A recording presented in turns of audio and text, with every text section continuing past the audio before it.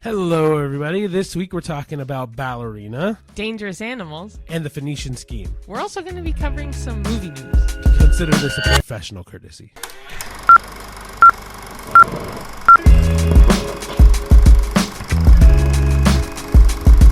Hello, everyone. Hey, everybody. And welcome back to another episode of the A-List Admission. Yes, a new week, new movies, new opinions, and more bullshit. Yeah, and a new week to be tired. Yes. We were recording Saturday morning like we normally do. Yeah, but I'm still just as tired because the last time we recorded this was a Friday night. And I know Ricky was like, let's not do Friday nights anymore because we're both kind of like, tired. I'm like, it doesn't matter the day or the time. I'll still be tired. So, yeah, I'm trying to think of some personal news between the two of us. yeah. So last week you had mentioned that we have 2 guinea pigs. Yes. This past few days, Ricky is building them a giant cage. Giant is a little bit crazy. Giant for guineas, it's a giant cage. It's a big cage, but the thing is that the cage that we bought from the pet store, which a lot of people, if you're pet owners of any kind, usually say the pet store is kind of shitty for cages and small animals. Even for birds too, some of the cages there are not the best. But we had bought it just because we were very unaware of what we needed to get for stuff. Yeah, that one we did get like one of the largest ones you could get there. Yeah, so. like, don't get me wrong, we didn't buy like a cheap little like fiddly thing like this big. Like we got a decent sized one. But after doing my research on not that research on TikTok is a good thing, but like TikTok and also the internet and like kind of Googling to see what would be the best thing for our guinea pigs, I found out that our cage is kind of small compared to other people's guinea pig cages. And apparently, and also because they just have zoomies. Oh my gosh. So they have zoomies. Like I woke up this morning and like we said, Harry and Ron. So Ron was doing his morning squeaking when he heard me, which is really cute. Mm-hmm. And then Harry, instant zoomies, popcorn zoomies all over the place. So he needs more room to run. I will say, for those that don't know, zoomies is basically when they get a burst of energy and they zoom. Like dogs. Yeah. And then when Cheyenne says popcorn, that is unique to guinea pigs, I think. Yeah. But basically what happens is when they are really happy, really comfortable, really excited, they can't contain the excitement. And so they basically do like a little hop. Yeah, they go hop like and twist almost. like that. They either will just hop or they'll hop and like they twist. Yeah. It's cute. It's really cute. But yeah, basically from Googling it and also on TikTok and seeing other people's cage setups and stuff like that, I've decided to go buy a cage or buy components to a cage to make them a better cage, to have more room to zoom, more room to play, more room to lounge and stuff. And that way we can also, our cage now has a cover. And so this won't have a cover. So it'll be easy to kind of pick them up and also to clean up after them and stuff like that. Huh. But yeah, it's been a half-week-long project. So yeah, like he's building a bigger cage, which will be really nice for them. He's going all in, and it's kind of funny because we both have undiagnosed ADHD, which I want to get diagnosed this year because it's, anyway. And Ricky's, one of his quirks is that if he has a task, he goes like 1,000% into this task. Yeah. So he was like, oh, make a cage? How big? Like, let's jump. How high? Like that kind of vibe. So he's all in, but the best part was, I think this might have been what I was trying to think of a minute ago, on TikTok, he found someone with a guinea pig or guinea pigs with the exact same setup cage that he's currently building. Oh yeah, that got me super excited yesterday, just because I was like, oh, good, I'm making something that is actually possible. Yeah. Also, fun story, one of the things that we had to do was buy corrugated plastic for the base, and this cage is, I actually did the measurements this morning, so I'll tell you. Okay. This cage is 71.5 inches by 35.5 inches. So, that's not crazy. Yeah, so it's not massive, but it's pretty big. But I had to buy corrugated plastic sheet that's big enough. And Home Depot doesn't sell one that's in that range. Or if they sell it, you can't get it cut either. Yeah, so my story with the corrugated plastic goes, we went to Home Depot, went to go buy one, the biggest size they had, and the size that would encompass the cage was 48 inches by 96 inches. And I don't know why, but I vastly underestimated how big this thing was going to be. Yeah, so did I. And he has an SUV, and we were like, oh yeah, we'll get it. Yeah, I have a RAV4. So like, anyway, so we go into Home Depot, pull this thing. We're like, oh, this is big. Cheyenne goes, this won't fit in the car. I'm like, it might fit in the car. And she goes, it's not going to fit in the car. I'm like, it's the size of the car. I don't know if it's the size of the car. Anyway, point is that we didn't get it immediately. We went home, unloaded the car, and then I measured the car. Yeah, it was too big. So then I was like, oh, maybe if I go back to Home Depot and get them to cut it in half, they'll sell it to me in the full sheet anyway. And I said, I'll use all the sheets. I just need to cut it in half. So then I went back to Home Depot, talked to the guys, and they're like, no, we don't use the saw on anything other than lumber. And then I said, oh, well, if you have a box cutter, I can just cut it in half, but I'll still buy the full sheet. And they're like, no, we can't do that. And I said, oh, okay, is there anything I can do? And they're like, no, you're going to have to buy it, either the small sheets or the big sheets. So I'm like, all right, whatever. Then I went to go check to see how bendable this thing is. And I'm like, oh, corrugated plastic is pretty bendable. So then I shoved it into the car, not folded it, but bent it. And man, it's funny. Like, it's fine. But yeah, it's not, there's no bends, no nothing into it. It actually looks good. Yeah. It was a funny thing where it was completely blocked my car. But yeah, fun little story, guys. Sorry. So yeah, that's news for our life. Personal news. Yeah. So then movie news, we do have 3 things, which is interesting. If you want to get into it. Sure, yeah. So the first one for me, I saw this earlier this week and it was pissing me the hell off. So Thunderbolts, so this part doesn't piss me off, but Thunderbolts basically doubled its budget after being in theaters less than a month. That's great. We both really liked Thunderbolts. It was a really good movie. I think so far it's definitely, out of the 2 comic book movies of this year, this is definitely the best one that's come out. What was the other one? Captain America: Brave New World. Oh yeah. But yeah, the thing is though, is the narrative has switched on Thunderbolts because people now are saying this flopped, this sucked, this isn't going to do well, blah, blah, blah. It's the 3rd lowest grossing MCU movie of all time, right? You know what I mean? Like, so the narrative is that this movie is not performing well. I hate that narrative. It may not have gained the most amount of money, but this is truly the best MCU movie we've gotten in quite a while. But yeah, also it says it was the MCU's 3rd lowest grossing movie ever. Yeah. For hitting its budget. That's crazy. Yeah, I know like the reviews are really good for this movie. Like, people have talked very highly of this movie, but the cinema or like the news articles that have come out about this movie have recently been like, oh, this movie flopped because it's the 3rd lowest highest grossing movie in the MCU. And that's bullshit because like I said, it's, I think, one of the best MCU movies, if not the best MCU movie to come out since Shang-Chi. And I really like Shang-Chi as well, but like, I think this has legs, and it's new. It's different than what Marvel has done in the past with their movies, and so I really like them experimenting with different styles, especially because superhero fatigue or like MCU fatigue is a thing where like people are kind of bored of watching the same Marvel movie, it feels like, over and over again. And so this being how, like, Thunderbolts being how it was, trying not to spoil it, is very cool and very unique and very interesting, even though now, for whatever reason, the narrative is that it's bad or like it's not doing well. All right, I don't know. I just wanted to bring it up because I'm like, this is kind of bullshit that this narrative is kind of being put online when it's one of the best, if not so, definitely so far been the best superhero movie this year. Okay, up next, I'm really excited about this. They're talking more into Andy Serkis's directed Animal Farm novella movie. If you know of Animal Farm, it is a novella by George Orwell. It's one of my top favorite books of all time. I even have an Animal Farm tattoo on my leg. I'll take a photo of it and you can show it if you want. Yeah, so for those that are watching the video, it'll be up on the screen. Yeah, and it's an image based off a line from the book. I ate that book up. It's less than 100 pages. It's just a very, very good book. And it was funny because I had to read 1984 for university. I think everyone had to read 1984 at some point. Yeah. But the book I bought was a 2-in-1. So the other side was Animal Farm. So that's how I read it. Otherwise, I wouldn't have read it. And I'm really glad I did. So anyway, they did show off some first footage of the film. And for people who want to know, Seth Rogen, Kieran Culkin, they're both in it, and they both play pigs.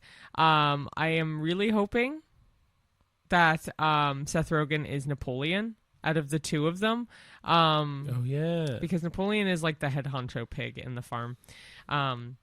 But yeah, I just based off what I'm seeing, it looks like it'll be Seth Rogen being that. And it also has Gaten Matarazzo.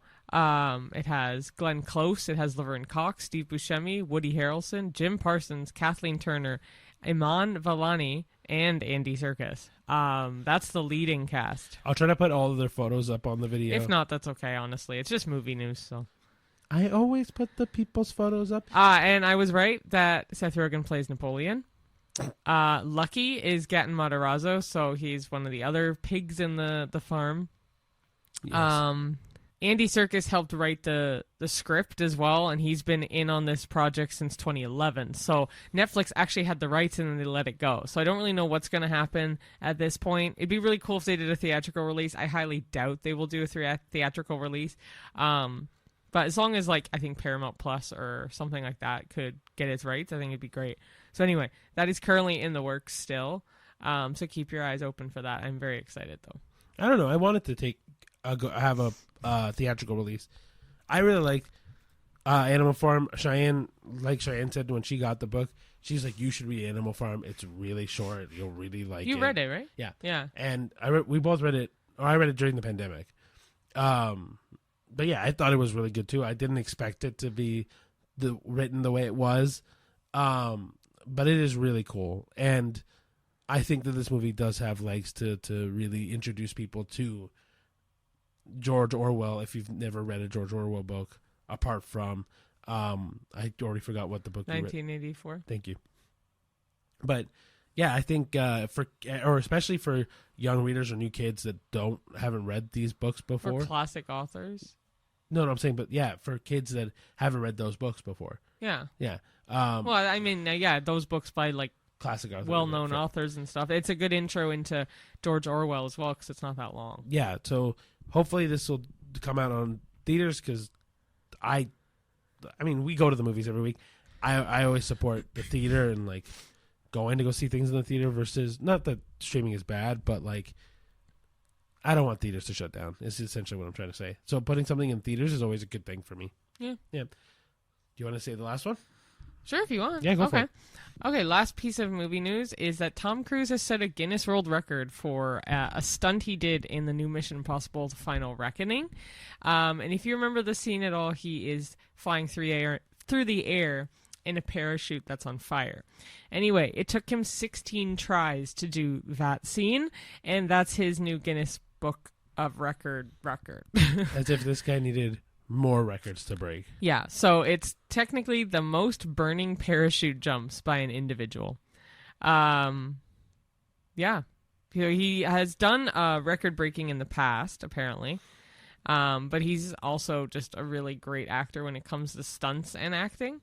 So yeah, props to him for jumping out with a burning parachute 16 times. Or, hanging off the side of a plane, yeah. building. Yeah, he's been an diving. honorary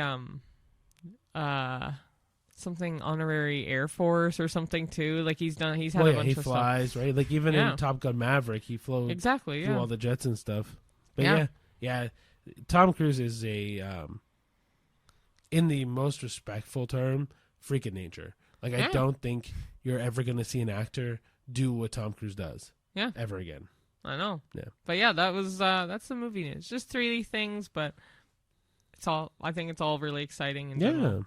All right, so we'll go into our movies now, and the 3 movies we watched were Ballerina, Dangerous Animals, and The Phoenician Scheme. Sorry, they're all very different movies, and so trying to rack my brain about the titles.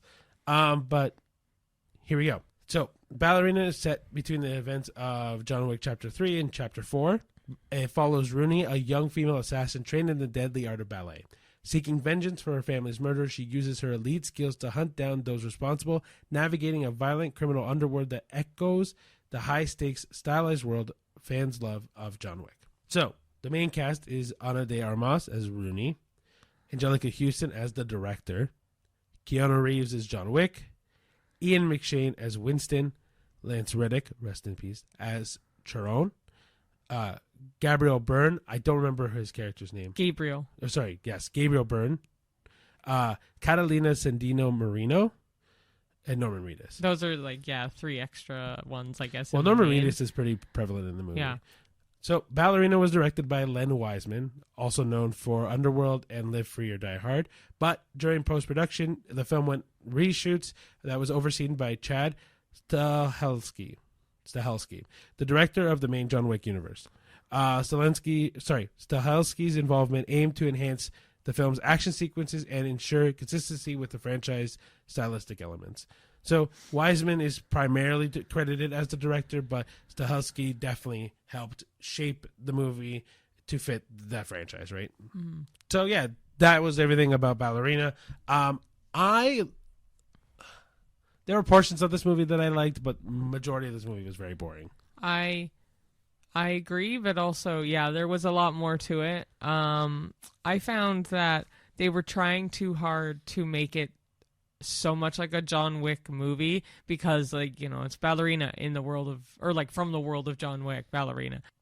I just found that made it lower of a rating for me because, again, trying too hard. I kind of wish it was its own thing with John Wick in it, but I think it was just too much like a spin-off of John Wick, and it just kind of tainted it. I found it a little too boring for what it was, and it was 2 hours and 4 minutes, and it felt kind of like that. So it was kind of disappointing. For me, I felt like the plot just lacked. I think there wasn't enough of entertaining bits throughout consistently to keep the plot going. Whereas, even John Wick, I find as a series as a whole, the first movie, what made the first movie so incredible was that, the revenge part was kind of dumb. Oh yeah, he's getting revenge for his dog. But it's the underlying message behind all that and the uprooted stuff, even as we go along, where oh yeah, you like this character, you follow this character. With Ballerina, or with Rooney, we know her by the start of the movie, but by the time the movie truly starts, it's I don't really care anyway. If she was to die at the end of this movie, I don't care. Mm. You know what I mean? Or the plot also just doesn't pick up enough to go, new spin. Yeah. You know what I mean? It just kind of feels like it's a one-note movie the entire way through. And also she not this is not a personal attack on Ana de Armas or anything.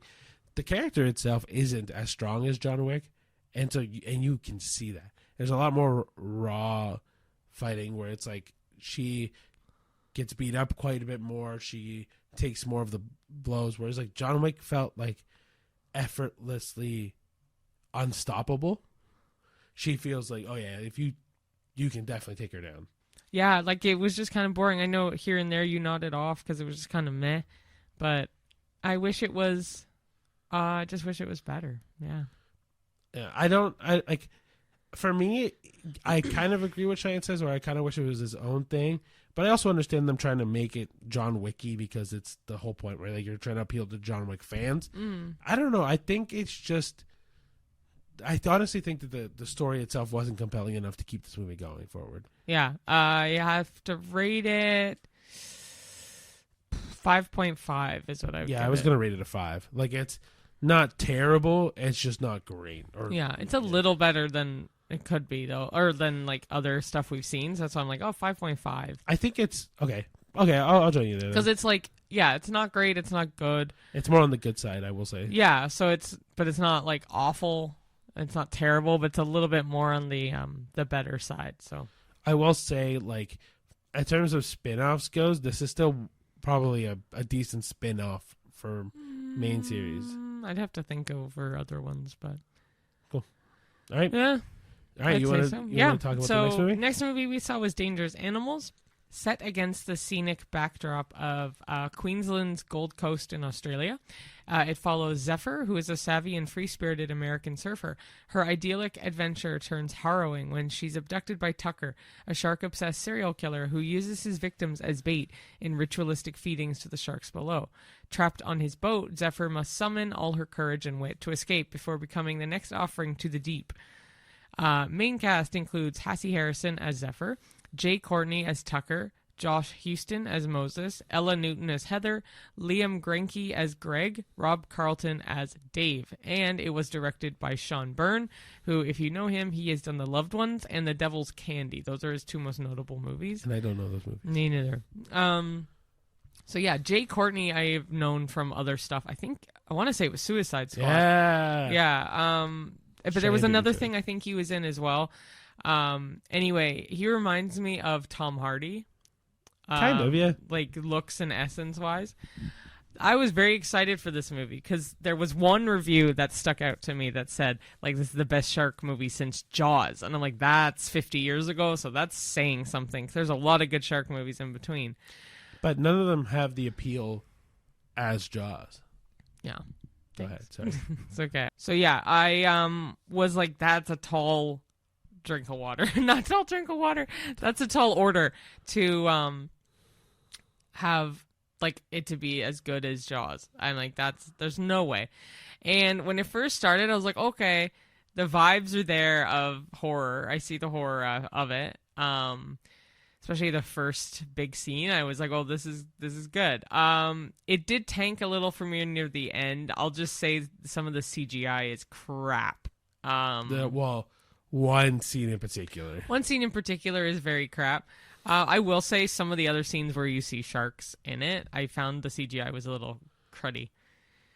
There's one scene where the girl's not spoiling it, but she's just floating around and sees sharks. Because an essence of the movie is that Tucker is a swim with sharks boat guy. Like, that's his job in the movie. Yeah, he appeals to tourists that way. Yeah, so he lures the tourists that way. But so when you're in like that shark cage, you can see the sharks, and some of the sharks I thought could be better CGI. And I also thought there's a love story between two characters. I thought that was very weak because they've known each other for about 12 at that point at the most, like, I don't know, let's say 20 hours. And that's it. That's them against the world. I love you forever. I don't know. I don't know. So, I don't know. I like their love story. It's just, I don't know. It's like, it's one of those things where, especially because, actually, no, we're not going to go too far into this. But point is, I feel like the progression of their relationship does get better. Oh, no, the relationship gets better. I just think they make forced? It too... No, not forced. I thought the relationship was cute. They're a cute couple, all that. I just felt like it was very, like, cheesy in the sense that they've known each other for less than 2 days and they're already, I don't know. I don't know. I think the movie is really good. I honestly, like, the beginning of that movie was really good. For me, it was the ending.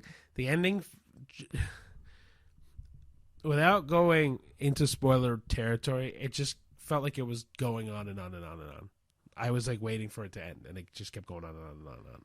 Yeah, it did, because we were also seeing a double feature the same night, and we knew that so there was 18 minutes of trailers in this movie before the movie starts, which is so freaking annoying sometimes. Really annoying. When it's like, oh, it's an hour and a half. I'm like, but is that with or without trailers?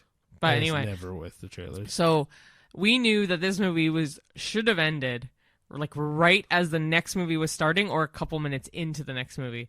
Long story short, by the time in between the movies, I'm like, I gotta pee. So I ran to the bathroom, ran to the theater. Ricky went to go get popcorn. And I was like, if you can't get the popcorn if the movie's starting, just screw the popcorn.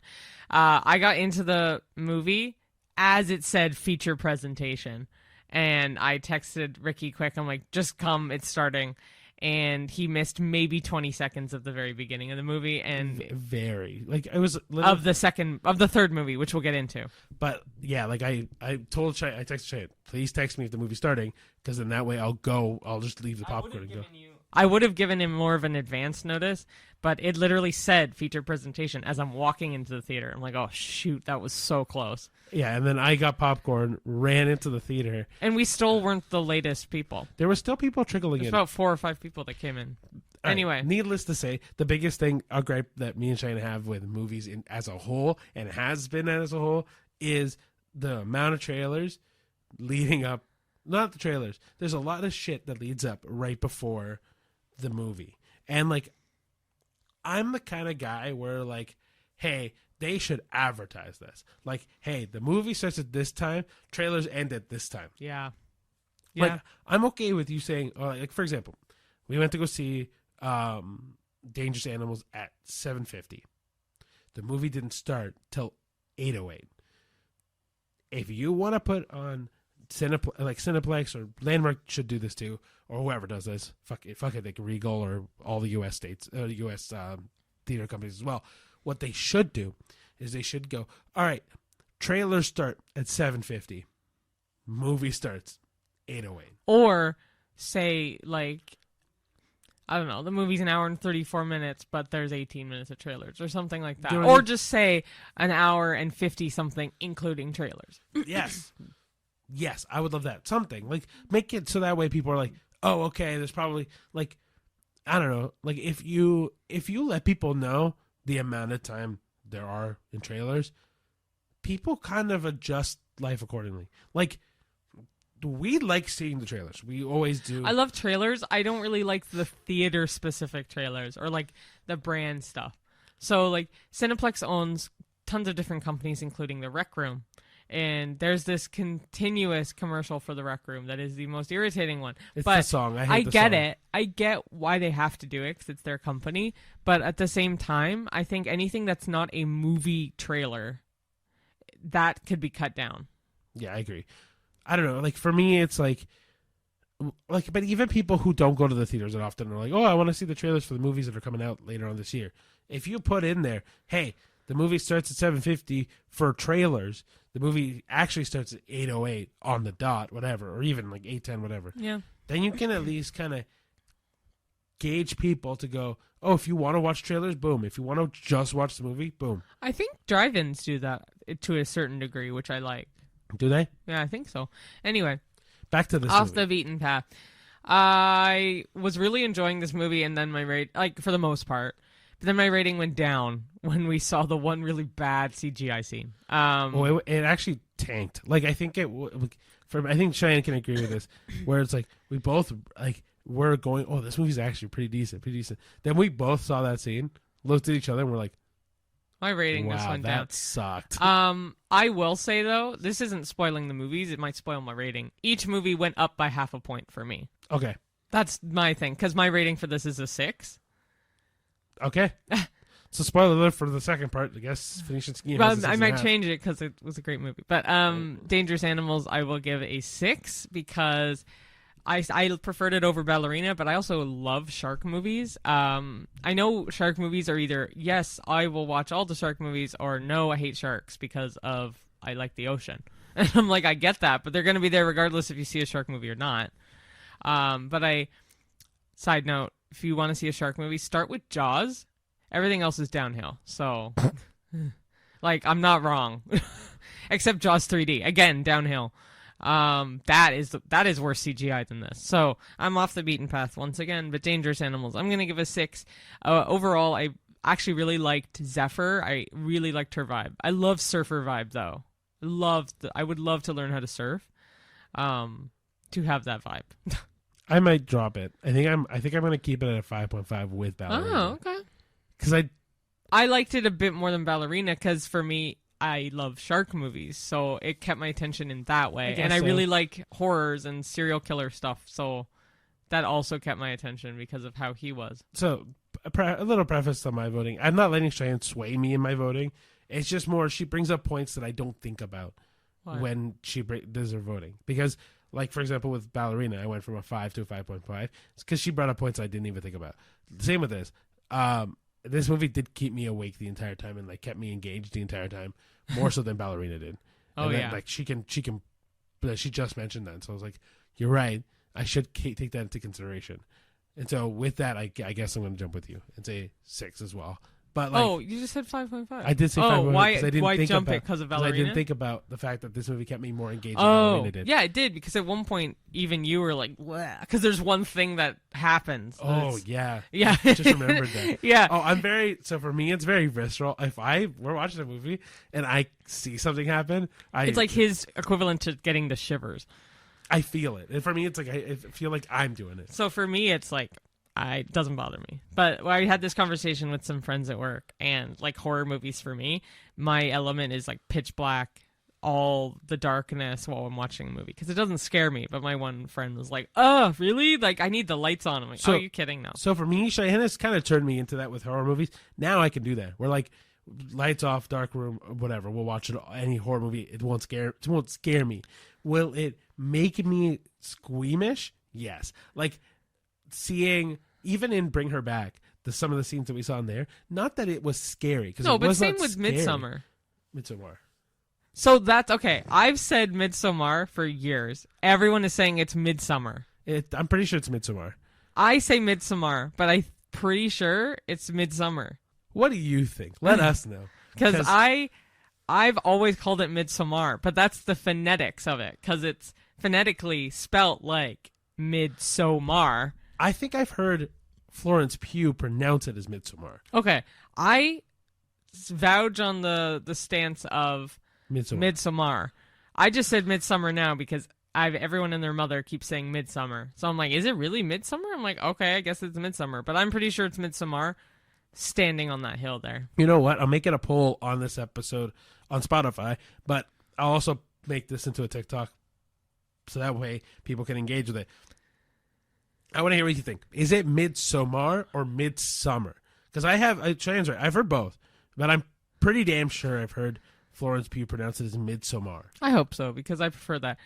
Back to this very again. much so. Back to our regular scheduled program. The point is that like I'd get squeamish on things that one look realistic enough, but two, like I can, because I'm a very visual person. Like I feel shit happen. Yeah, he does. And so, like, it also doesn't help that I have a very overactive imagination like that, too. So, like, seeing, not, like, I'm not saying this as a point because it didn't happen in this particular movie, but, like, when skin gets peeled off or, like, limbs start to break. Well, breaking limbs is not so much, but, like, pieces get ripped off or, like, seeing an explosion where, like, a brain is falling out. Like, you know what I mean? Like, stuff like that. But, like, is like... It's not even... Yeah, you definitely have an overactive imagination when it comes to that. Mine is just like, meh.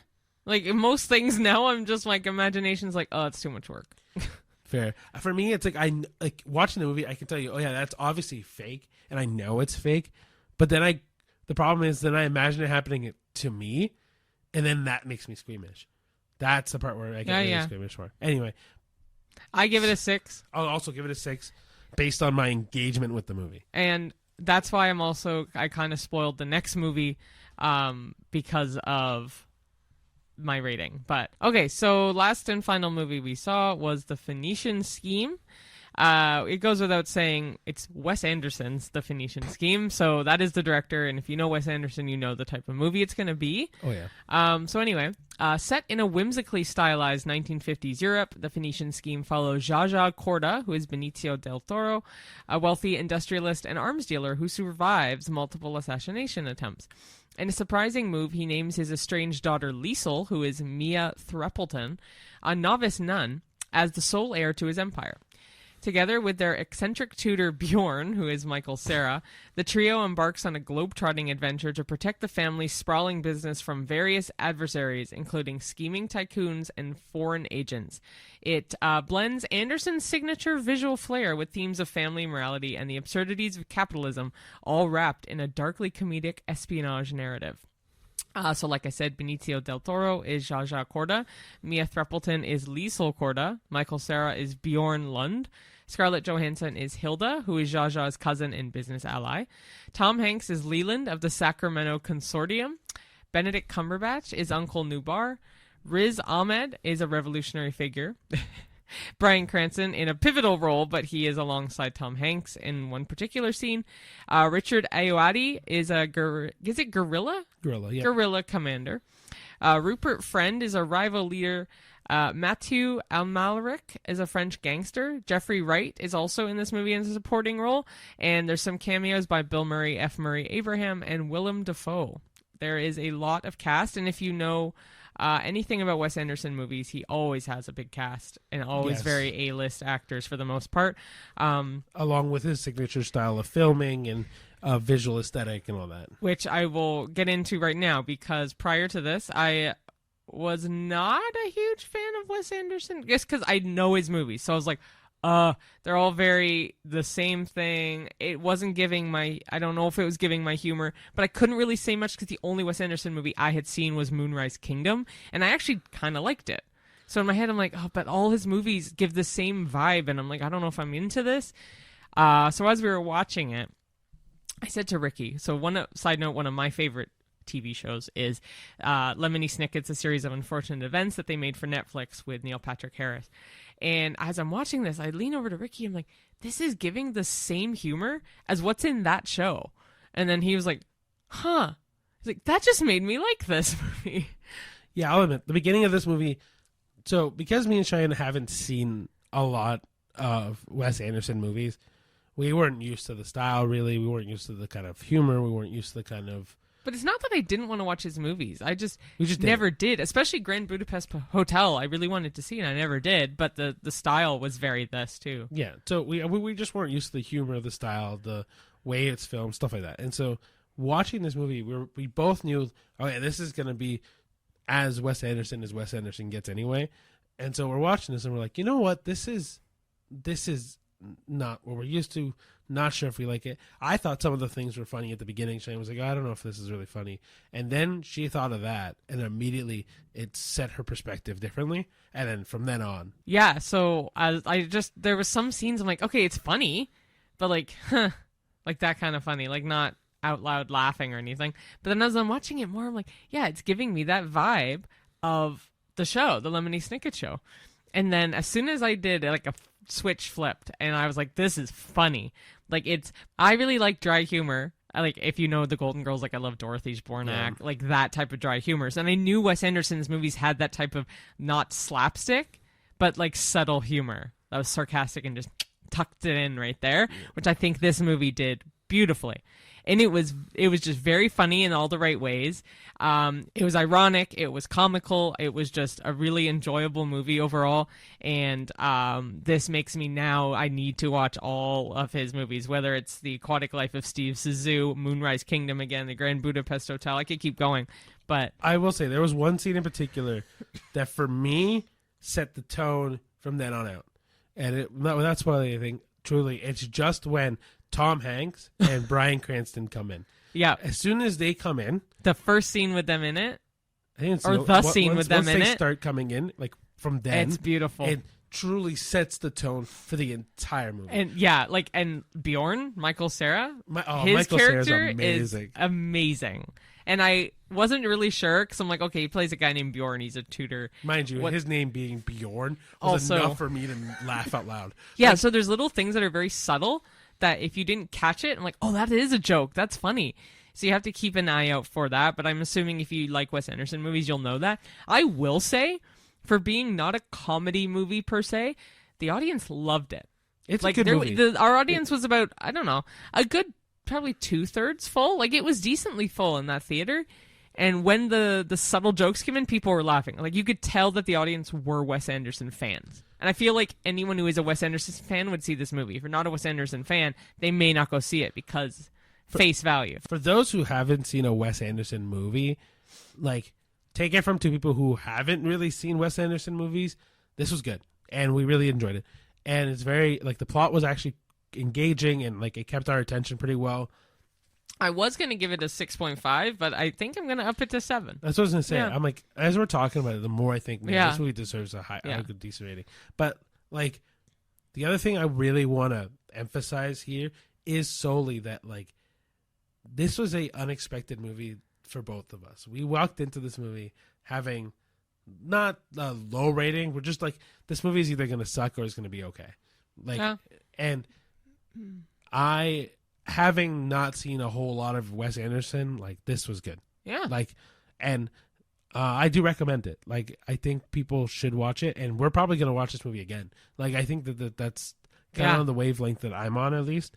Yeah, I would see it again. Yeah, and so I'm going to rate it the same as Cheyenne. Actually, maybe I'll rate it. Maybe I'll do 7.5 because this one really impressed me compared to the other two movies. It might up it to 7.5 when we see it again because I do want to see it again. Yeah, I might. I'm going to rate it 7.5 now because I think compared to the other two movies, this like really shone through the week. Yeah, and especially because earlier this week I'm like, oh, Ballerina is going to be the movie. Yeah, it completely flipped. Everything was from worst to best. Yeah, it really, really did surprise me, and I am really happy that it surprised me.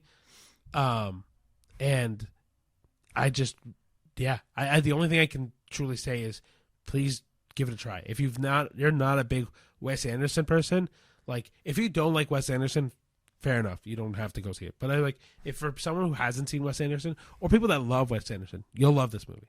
Yeah, yeah, I agree. Cool. Yeah, so that would be our 3 movie reviews for the week. Yeah. Or for the 2 days. Yes. And then for the latter half of the episode, we are going to talk John Wick. Yeah. Mostly because we want to forget about... No, I'm joking. Not forget about this movie. But we wanted to talk about John Wick as a whole. Forget about what? This movie. Oh, Ballerina, you mean? Yeah. Oh. But as a whole, John Wick has permeated the masses as a series that like has revolutionized kung fu movies or like martial arts movies and fighting movies, and so, or even just a standard action movie. So we were like, oh, it'd be a good thing to kind of follow up on and then like have a full conversation for. Mm-hmm. Yeah. So Cheyenne and I, we both use ChatGPT to find 6 questions that would be great to fit as a discussion topics.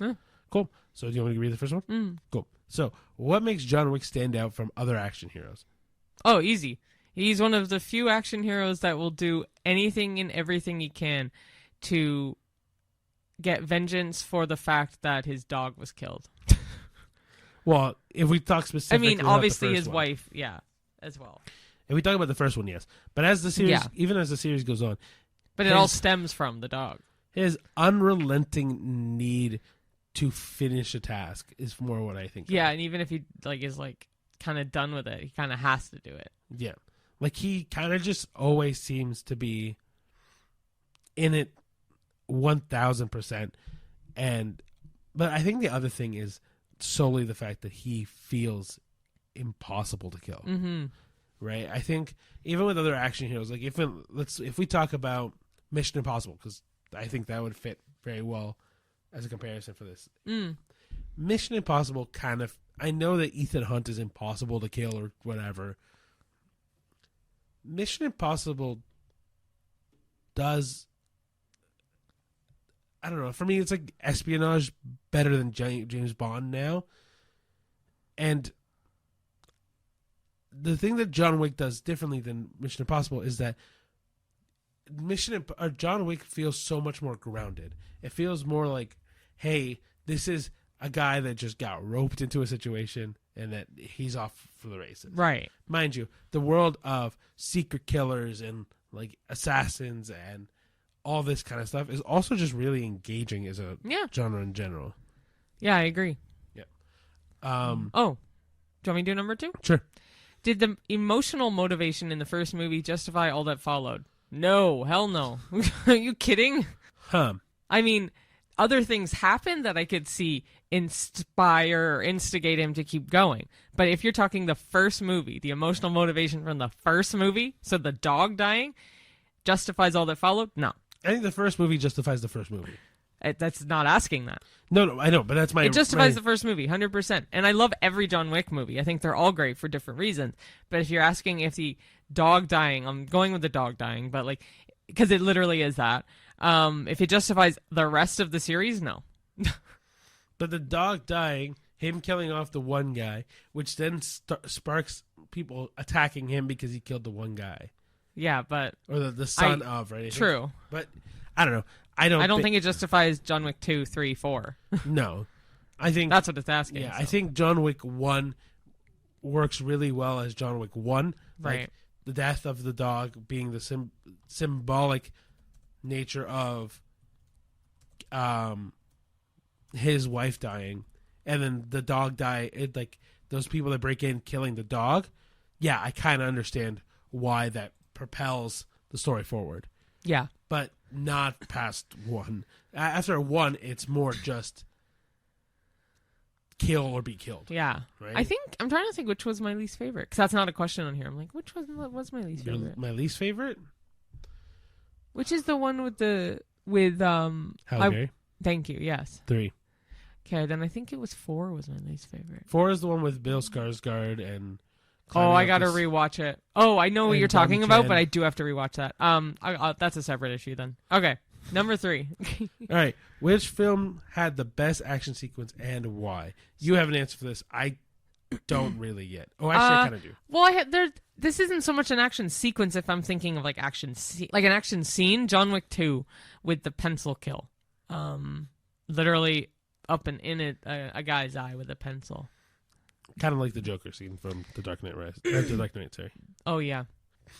My favorite fighting sequence. There's 2 that come to mind, and I talked about this with a coworker not too long ago. Was one, the gentleman from Iron Chef is also a martial arts guy in the first movie. Oh, him. I don't remember his name, and it's gonna kill me. Cheyenne is gonna look it up, but his fight scene with him is brilliant.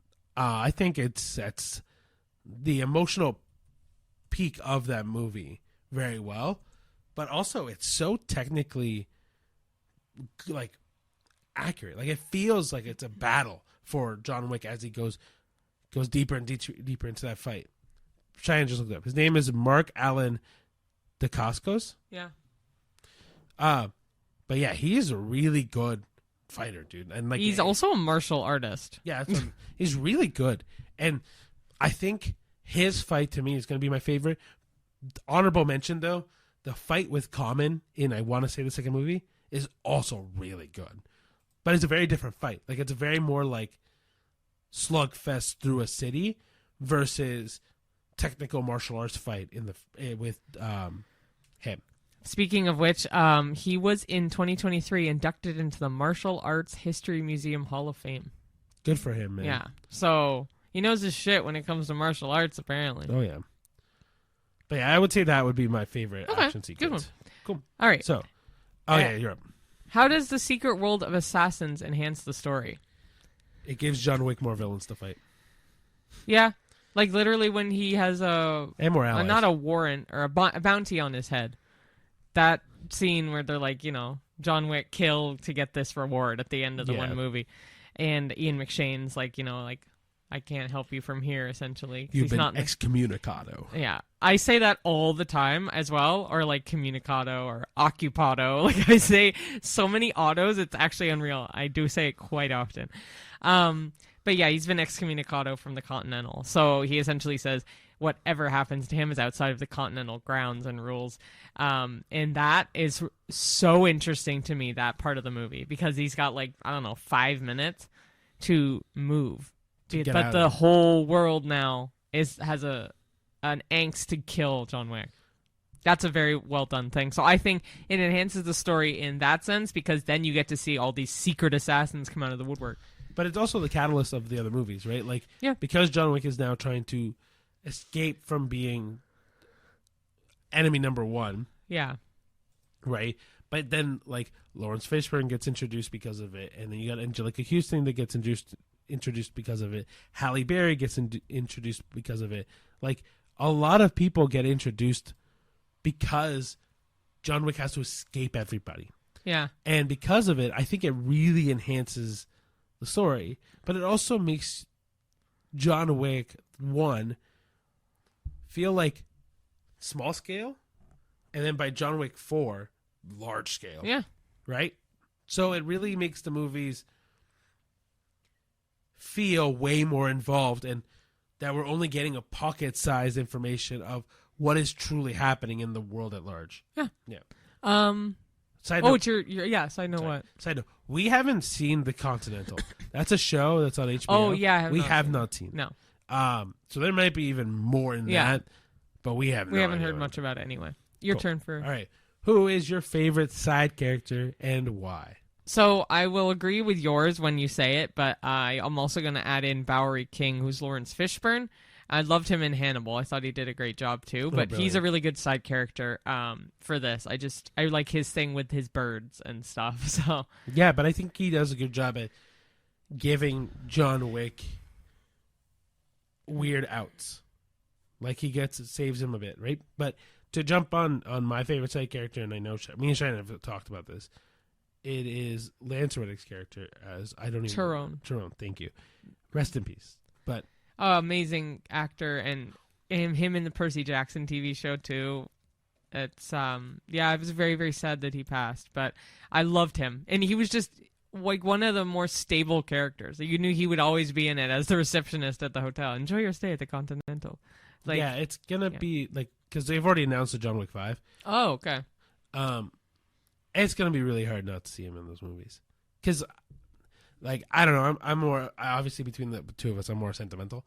I don't know. I really liked him. He's also the voice of Silas in the Horizon video games, the Horizon Zero Dawn video games. Dude, I really liked him. I think he was, like Cheyenne said, one of the most stable characters, one of the most underratedly underused characters. And as his character grew on as the series came on, I really loved him. And then spoiling number 4 because this is kind of like a recap.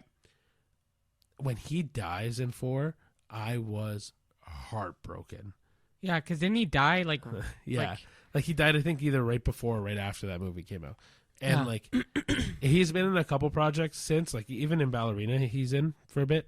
But man, like it's harrowing to watch. Yeah, because he's died like a year ago now. Like his death was already known when that movie came out. I know that, but his death had already happened before the Percy Jackson show came out.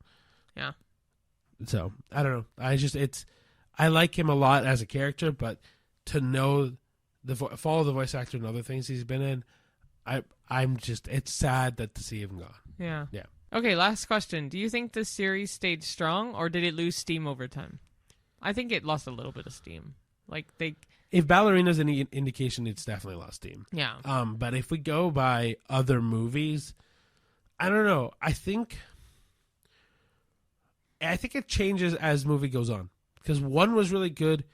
2, 2 has good moments in it. 3 was good. 3 was good. 4 was okay. Yeah. It's been up, down, up, down. I wouldn't say it's lost steam, but it's also not been consistent. Right? But if it's on the trajectory of John Wick being up, down, I'm hoping 5 is up. I mean, I think the thing with John Wick is one of the things that is consistent between all of them is it has some really strong fight sequences. So, like, even in 4, when he's fighting, and I don't remember his name, but he's in the show Shogun. When he fights the Japanese gentleman, or with the Japanese gentleman in 4, it is some really cool choreography. So Cheyenne just looked it up. His name, oh my gosh. His name is Hiroyuki Sanada. He is phenomenal. The other movie that I remember him being in was in Bullet Train, and he's really good. But his fight scene with John Wick in his Tokyo Continental with Donnie Chang, I'm pretty sure. It's either Donnie or Danny, but I'm pretty sure it's Donnie Chang. Chen. Their fight scenes are really, really good in 4. But that's it. Like in every single one of John Wick's movies, he has some really good fight sequences. But the movies sometimes just lack. And that's fine. Sorry, as I was looking up the notes for finding out that actor's name, I was reading Shogun, the show where he was in. Actually, it sounds really good. I would watch it. I've been trying to get Cheyenne to watch this show for a little while. I do like Asian dynasty type stuff. It's also won some awards, by the way. No surprise. It looks great. I would watch it. Anyway, back to this. I have too much stuff to watch. So anyway, yeah, I just think the movie hasn't the series hasn't lost steam. There's been some high points and some low points for sure. But I do think that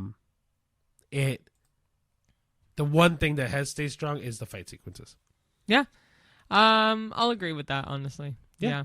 Cool. So that'll be where we wrap up. Yeah. So do you want to wrap us up? Queen. Yeah. Yeah.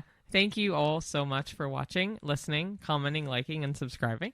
Rate us 5 stars on Spotify. Mm-hmm. Speaking of Spotify, you can listen to us on Spotify, Apple Podcasts, or wherever you get your music/podcast. And you can also follow and like us on Letterboxd, Threads, X, Facebook, Twitter, Instagram, and TikTok. And YouTube, you can like and subscribe and share the love and hit that notification bell, but also share it in general with people because people need something to watch and listen to. People drive to work, listen to our angelic voices on the way there. Yeah. Or during rush hour. And if you want to look at any short form content, we have that on Instagram, YouTube, and TikTok. Yeah, we have Reels, Shorts, and TikTok Shorts. Yeah. And also Letterboxd, we update it, and we are been on it with updating, so it is fully updated. The only ones that by the time you guys watch this, it'll be fully updated. But yeah, so. Literally now, because I wasn't slacking on Letterboxd. I'd just be like, oh, Letterboxd, I got to add it. And then it'd be like 5 movies behind. So now when I do it, we usually rate Letterboxd right out the gate. So right after we see a movie, you'll see probably the rating for the movie. Yes. But anyway, guys, thank you so much for watching. Yeah, we appreciate it so much. And share it with all your friends. Yeah, share it with family, friends, enemies, your guineas. Yes. Let us know what you think about some of the things we asked about. Like, for example, you think Midsommar or Midsummer. What's your favorite John Wick movie? What did you think of Ballerina if you saw it? And of the Phoenician Scheme and of Dangerous Animals. Let us know if you thought Dangerous Animals was even close to Jaws. I really don't think so. But yeah, let us know what you think. And until next time. We'll see you at the movies. Bye. Bye.